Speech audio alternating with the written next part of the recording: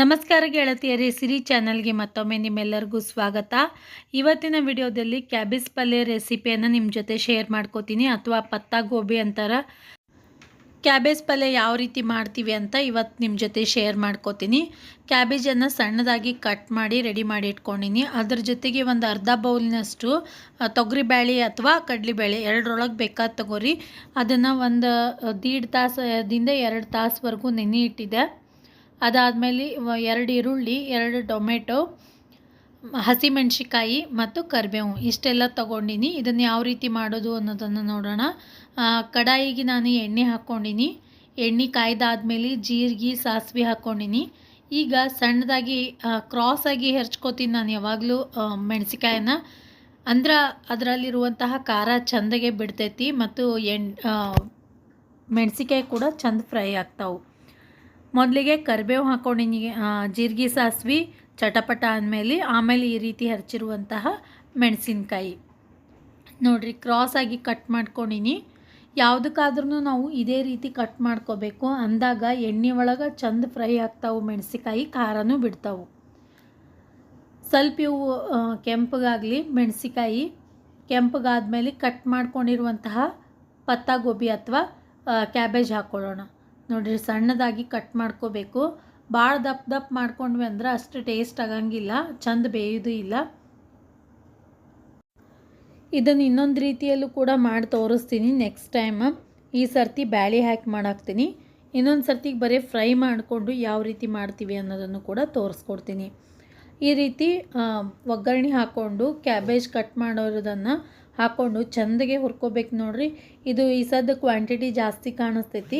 ಚೆಂದಗೆ ಹುರ್ಕೊಂಡಾದ್ಮೇಲೆ ಅರ್ಧಕ್ಕರ್ಧ ಕಡಿಮೆ ಆಗ್ತೈತಿ ಕ್ವಾಂಟಿಟಿ. ಅಲ್ಲಿವರೆಗೂ ನಾವು ಚೆಂದಗೆ ಹುರ್ಕೋಬೇಕು. ಕಲರ್ ಈ ರೀತಿ ಫ್ರೈ ಮಾಡಿದಾಗ ಅದ್ರ ಕಲರ್ ಕೂಡ ಸ್ವಲ್ಪ ಚೇಂಜ್ ಆಗ್ತೈತಿ. ವೈಟ್ ಹೋಗಿ ಸ್ವಲ್ಪ ಕಂದು ಬಣ್ಣಕ್ಕೆ ಬರ್ತೈತಿ. ಅಲ್ಲಿವರೆಗೂ ನಾವು ಚೆಂದಗೆ ಬೇಯಿಸ್ಕೊಳ್ಳೋಣ.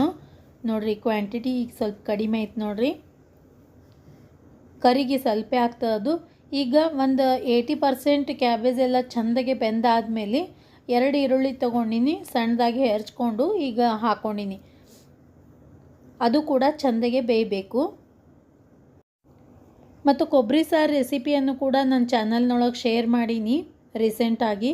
ಅದನ್ನು ಕೂಡ ನೀವು ನೋಡ್ಬೋದು. ಮೇಲ್ಗಡೆ ಐಕಾರ್ಡ್ನಲ್ಲೂ ಕೂಡ ಕೊಟ್ಟಿರ್ತೀನಿ. ಈಗ ಕ್ಯಾಬೇಜ ಮತ್ತು ಉಳ್ಳಾಗಡ್ಡಿ ಚೆಂದಗೆ ಬೆಂದಾದ್ಮೇಲೆ ಪೂರ್ತಿ ಬೇಯಬೇಕು. ನೋಡಿರಿ, ಅದಾದಮೇಲೆ ಬೇಳೆ ಹಾಕ್ಕೊಳ್ಳೋಣ. ಬೇಳೆ ಒಳಗಿರುವಂತಹ ನೀರನ್ನು ಚೆಂದಗೆ ತೆಗಿಬೇಕು. 1-2 ಸರ್ತಿ ತೊಳ್ಕೊರಿ ಬೇಳೆ. ಆಮೇಲೆ ಈಗ ಕ್ಯಾಬೇಜ್ ಜೊತೆ ಹಾಕ್ಕೊಂಡು ಚೆಂದಗೆ ಬೇಯಿಸ್ಕೊಳ್ಳೋಣ. ಈಗ ಬೇಕಿದ್ರೆ ಸ್ವಲ್ಪ ಉಪ್ಪು ಮತ್ತು ಅರಿಶಿಣ ಪುಡಿ ಹಾಕ್ಕೊಂಡು ಚೆಂದಗೆ ಬೇಯಿಸ್ಕೊಳ್ಳೋಣ. ಈಗ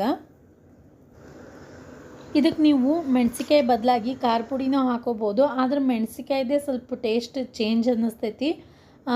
ಖಾರ ಪುಡಿಗಿಂತಲೂ ಮೆಣಸಿಕಾಯ್ದೇ ಟೇಸ್ಟ್ ಚಲೋ ಅನ್ನಿಸ್ತೈತಿ. ಸ್ವಲ್ಪ ಗರಂ ಮಸಾಲ ಹಾಕೋತೀನಿ ಇದಕ್ಕೆ. ಮತ್ತು ಬೇರೆ ಏನೂ ಹಾಕ್ಕೊಂಡಿಲ್ಲ. ಅರಿಶಿಣ ಪುಡಿ ಮತ್ತು ಗರಂ ಮಸಾಲ ಎರಡೇ ಬಳಸಿನಿ ನಾನು.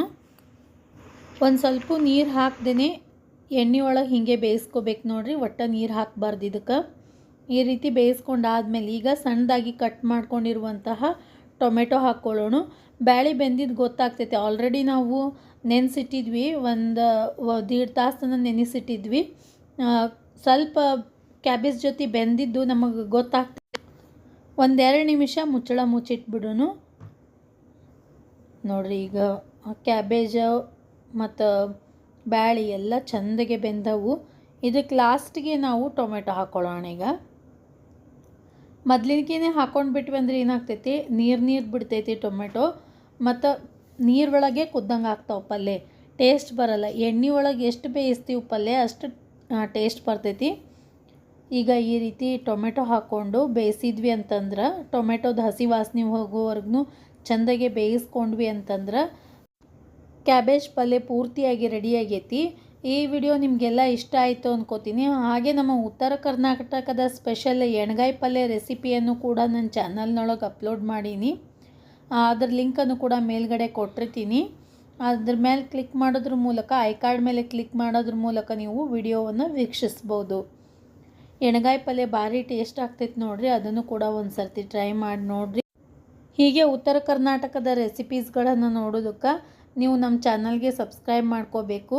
ಸಬ್ಸ್ಕ್ರೈಬ್ ಮಾಡೋದ್ರಿಂದ ನಾನು ಹಾಕುವಂತಹ ಎಲ್ಲ ವಿಡಿಯೋಸ್ಗಳ ನೋಟಿಫಿಕೇಷನ್ ನಿಮ್ಮ ಮೊಬೈಲ್ಗೆ ಬರ್ತೈತಿ. ಧನ್ಯವಾದ.